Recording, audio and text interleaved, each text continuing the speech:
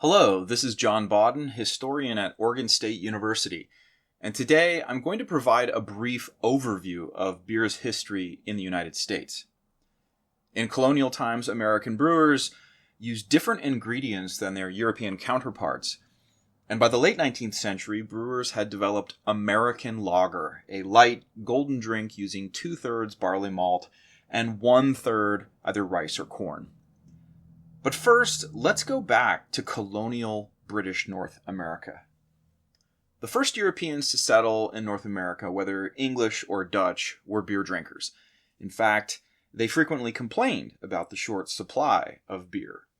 The Pilgrims imported malt from England to brew beer, and building a brew house was among the earliest concerns of Harvard College, founded in 1636. In 1649, the Massachusetts General Court ordered that, quote, "good beer shall be kept by every innkeeper, as strangers in want of it are put to the expense of wine," end quote. In other words, beer was considered a necessity during a time when water was not always safe to drink, and beer was less expensive than wine. The biggest problem facing any prospective brewer in New England or elsewhere in the New World was a shortage of barley and hops. For that reason, domestic brewers used corn, molasses, maple syrup, and sassafras roots, among other ingredients. They had to be creative. The Puritans actually sang a sarcastic song in which they lamented the quality of their beer. "If barley be wanting to make into malt, we must be content, and think it no fault. For we can make liquor to sweeten our lips, of pumpkins and parsnips and walnut tree chips." The walnut chips were used as a bittering agent in the place of scarce hops. The Dutch brought beer to North America and their appetite for beer to what they called New Netherlands. In 1613, they built the first brew house, a log cabin, in their colony on the southern tip of Manhattan Island, in the community they called New Amsterdam. They also established brewing operations in Fort Orange, now the city of Albany in upstate New York. New Netherlands became New York, and the brewing of beer continued as an important commercial activity. Many European settlers came to Pennsylvania, another population center. The colony's organizer, William Penn, wrote in 1685, quote, "Our drink has been beer and a punch made from rum. Our beer is made mostly from molasses, which is well boiled, with sassafras and pine infused in it. It makes a tolerable drink." In other words, colonists would have preferred British pints of all malt ale, but it just wasn't possible in a great many locations. Brewing was not a large-scale commercial industry in the 17th century. Most Americans brewed at home and malted their barley at home, too. When George Washington was a colonel in the Virginia militia, he jotted down a rather crude recipe for small beer in 1737. Small beer is not very alcoholic. It stands in contrast to a strong beer. To make small beer, take a large sifter full of bran hops to your taste. Boil these 3 hours, then strain out 30 gallons into a cooler. Put in 3 gallons molasses while the beer is scalding hot, or rather draw the molasses into the cooler and strain the beer on it while boiling hot. Let this stand till it is a little more than blood warm, then put in a quart of yeast. If the weather is very cold, cover it with a blanket and let it work in the cooler for 24 hours. Then put it into the cask. Leave the bung open until it is almost done working. This is a recipe for beer using molasses as the fermentable sugar, and one that would surely sour if not drunk right away. To European brewers, Washington's small beer would not have been beer at all, but something strange from America. America's founding fathers, George Washington, Thomas Jefferson, Ben Franklin, all expressed a fondness for beer. And it's fun to imagine what their brew would have tasted like, especially at important historical moments. Manhattan's oldest building, the Francis Tavern, is where George Washington drank beer with his officers and eventually resigned his command of the Continental Army in 1783. Beer, you could say, was one companion of the American Revolution. At the same time, beer was not the only drink Americans consumed. Settlers arrived in the Americas with knowledge of distillation techniques from Europe. Whiskey distilling, in particular, was common among Scots-Irish immigrants who settled in the Appalachian region. And after the American Revolutionary War, there was a significant increase in whiskey production. Many farmers in western Pennsylvania and Kentucky distilled whiskey to use any excess grain on hand and produce a more transportable and profitable product. As a result, whiskey was cheap and abundant. In the United Kingdom, people had begun drinking gin by the 18th century, and it created moral panic. In this cartoon, those living on Beer Street are healthy, happy, and industrious, while those on Gin Lane are depicted as emaciated, dying, criminal, negligent, and disorderly. The British Parliament raised excise taxes on gin and generally tried to limit its consumption. In the United States, physicians had begun to worry about the uptick in whiskey consumption. It was cheap and more likely to engender social problems such as domestic violence, criminal behavior, and poverty than either cider or beer. Dr. Benjamin Rush, a professor of medicine at the University of Pennsylvania and a signer of the Declaration of Independence, wrote a pamphlet in 1784 entitled An Inquiry into the Effects of Ardent Spirits on the Human Body. In it, he described the clinical effects of excessive alcohol consumption and made reasonable recommendations. So long as wine, porter, strong beer, and cider were taken in moderation and at meals, Rush saw their effects as positive. As for grog, gin, brandy, rum, and whiskey, he saw these liquors resulting in an array of vices, diseases, and punishments. The American Congress, which first assembled in 1789, agreed that ale brewing should be encouraged to combat excessive consumption of rum and whiskey. In his report on manufacturing in 1791, Secretary of the Treasury Alexander Hamilton recommended an increased tariff on imported beer to encourage domestic competition and an overall improvement in American-made beer. Hamilton also proposed a federal excise tax on distilled spirits to pay off national debts and stabilize the economy, which Congress agreed to do. Well, distillers in western Pennsylvania and other frontier regions revolted. They did not like the tax and formed militias to protest its enforcement. Ultimately, President Washington called up a militia force of approximately 13,000 troops and personally led them to western Pennsylvania, where the show of force worked. It dispersed the whiskey rebels and bolstered federal authority. But the unpopular tax did not remain in effect. Thomas Jefferson repealed it in 1802. By 1830, there were over 10,000 distilleries in the United States churning out massive quantities of liquor. Congress may have wanted to encourage beer drinking, but Americans still preferred whiskey. Now, a handful of large breweries, commercial breweries, did exist during the first half of the 19th century. In 1812, the Vassar family of New York was already running a commercial brewery that produced respected porters, ales, and ciders. But the number of distilleries still dwarfed the number of commercial breweries in the United States. And then it began to change around mid-century. The 1850 U.S. Census counted 23 million persons living in the country. They were overwhelmingly Protestant Christians, and the two largest immigrant groups were German and Irish. Americans associated German communities with lager beer, the Irish with whiskey, and intemperate consumption for both groups.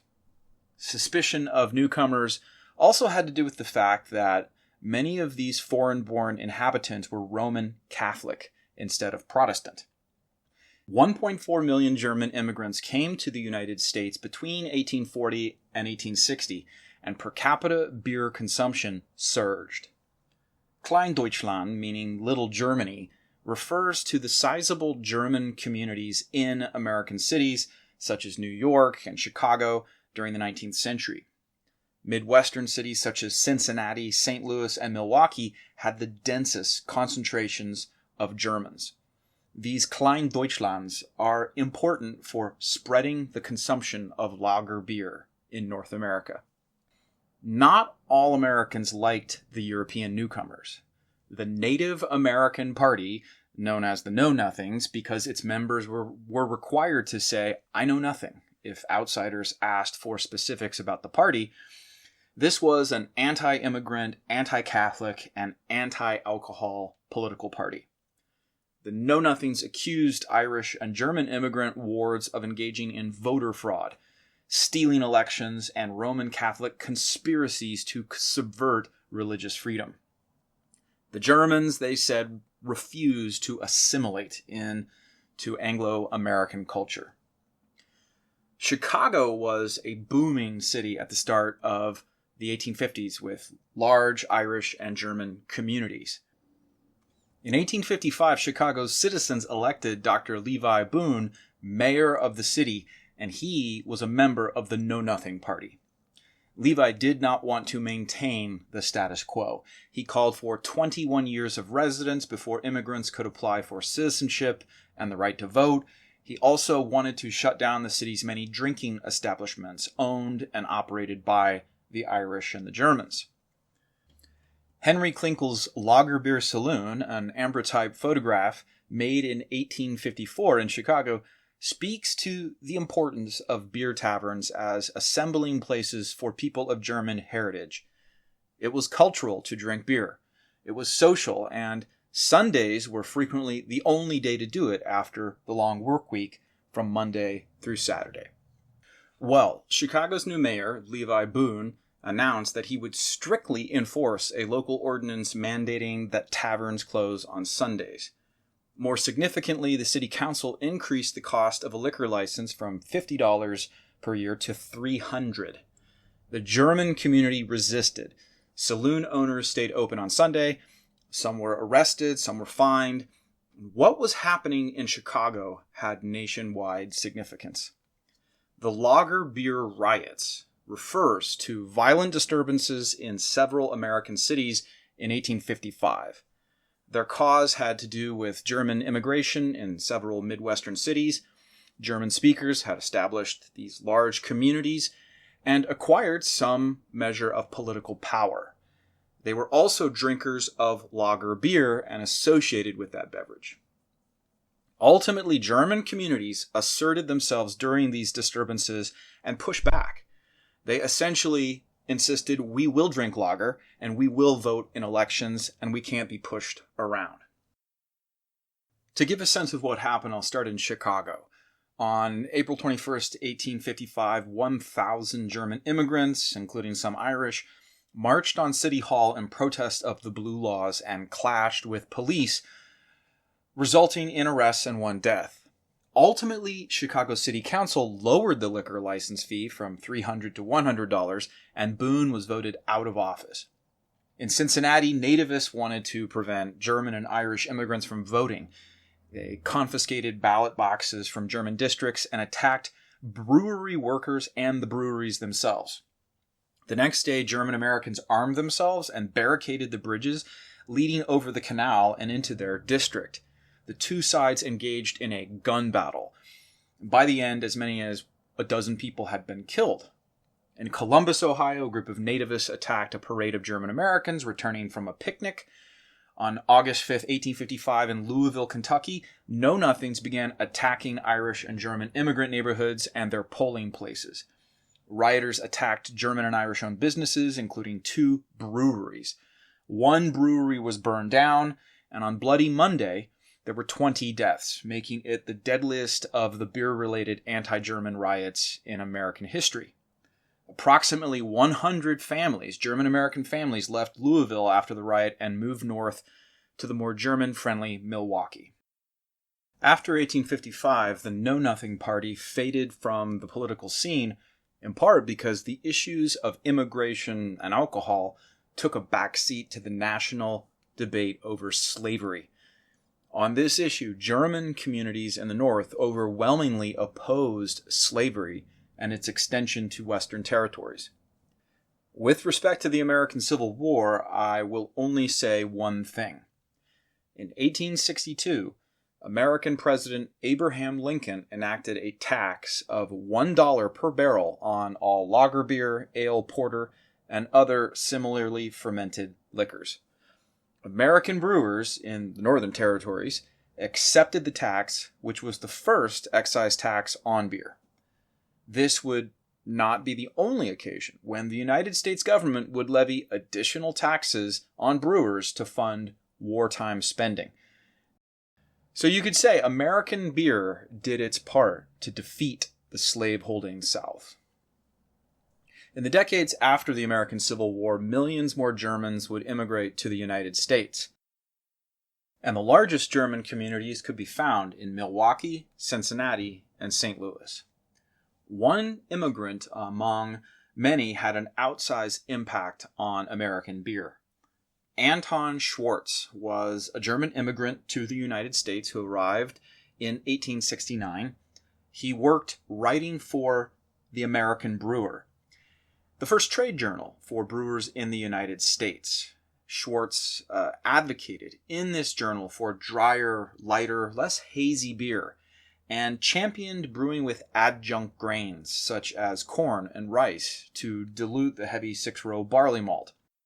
Schwartz represents the growing professionalization of American brewing and the development of a distinctive lager style. Now, briefly, I want to define a key term. Adjunct may refer to any ingredient added to a beer recipe that is not malt, hop, yeast, and water. So adjuncts might include fruit, spices, or grains such as rice and maize. I should also mention that 6-row barley, which is more commonly grown in the United States, has more protein, which leads to more enzymes that convert starches into fermentable sugars. At the same time, 6-row malt can produce grainier flavors and a hazier finish. Anton Schwartz understood these issues well. He was very technical and understood the new science of brewing that was developing in Europe. Well, he championed the use of adjunct grains in American beer to balance the higher protein content of 6-row barley. Schwartz saw no reason to avoid adjuncts, and American brewers developed something new.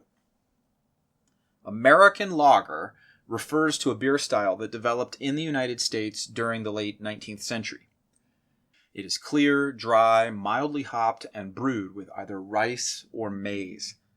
Lager beers from Miller, Coors, and Anheuser-Busch are good examples of the style, which has influenced beers elsewhere in the world.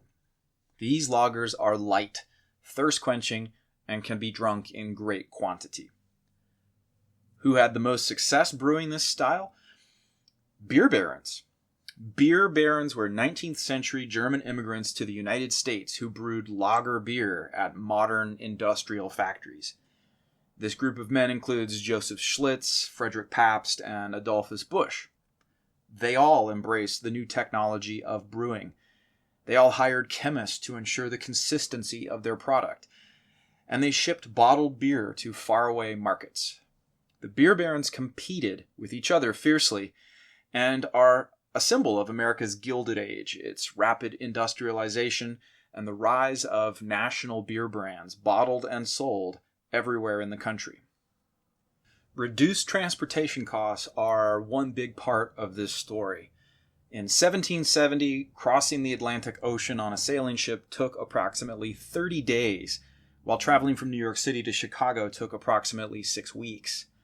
By the end of the 19th century, railroads and steamships could move bottled beer across the United States, and this technological change facilitated the beer barons' rise to wealth and national fame. The Joseph Schlitz Brewing Company was a Milwaukee brewing company founded in 1849 that embodied a number of innovative practices from this era. The company began distributing its beer outside of Milwaukee thanks to steamship and railroad. Later, Schlitz operated taverns that exclusively sold his beer.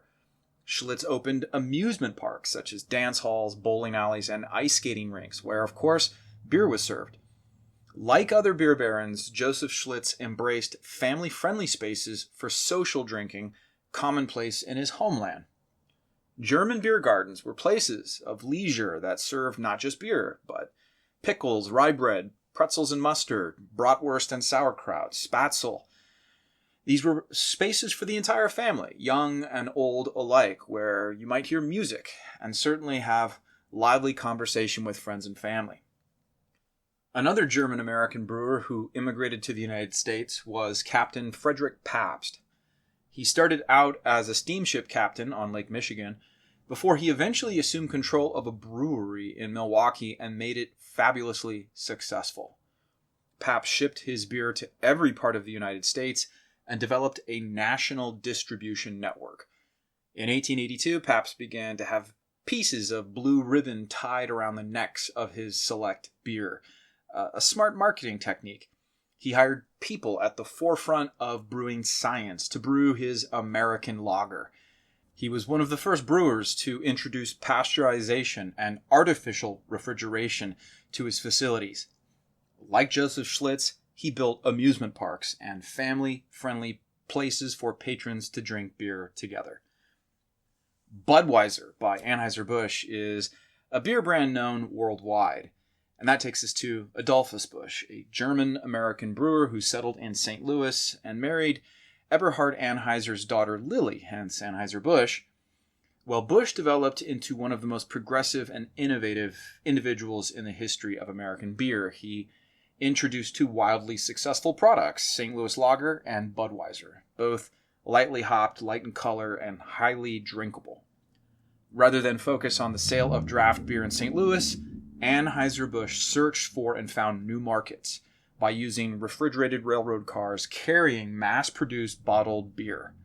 Busch embraced the use of adjuncts, filtration, and pasteurization, like his peers in Milwaukee. Wrapping up this lecture, I want to comment on something that had happened by the late 19th century. Lager beer had become the choice of millions in the United States. Increasingly, getting your hands on pale ale or stout required purchasing imported bottles of beer from Europe. E&J Burke Beer Company imported those stouts and ales preferred by Irish and English immigrants. Here we see Cap Anson and Buck Ewing, two stars of Major League Baseball, drinking E&J Burke pale ale and stout. But at the time when this ad came out in 1889, it was already clear that the light, thirst-quenching lagers made from six-row barley and adjunct grains had triumphed in the American market.